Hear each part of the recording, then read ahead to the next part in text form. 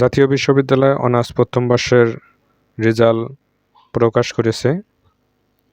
এখানে দেখুন 2024 সালের অনার্স প্রথম বর্ষ পরীক্ষার ফলাফল প্রকাশ সংক্রান্ত বিজ্ঞপ্তি প্রকাশ করা হয়েছে। উক্ত নোটিশে বলা হয়েছে, দেখুন 23/12/2025 তারিখে বিকাল 3টায় প্রকাশ করা হয়েছে।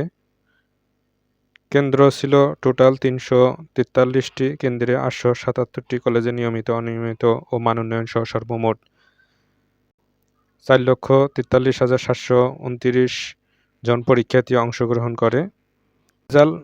রেজাল্ট বের করার জন্য আমাদের এখানে টাইপ করতে হবে nu.ac.bd, এটি লিখে সার্চ করার পর আমরা এখান থেকে নিচে দেখতে পারবো যে রেজাল্ট, এই অপশনটিতে আমাদেরকে ক্লিক করতে হবে। তারপর আমাদের সামনে এরকম ইন্টারফেস শো করবে।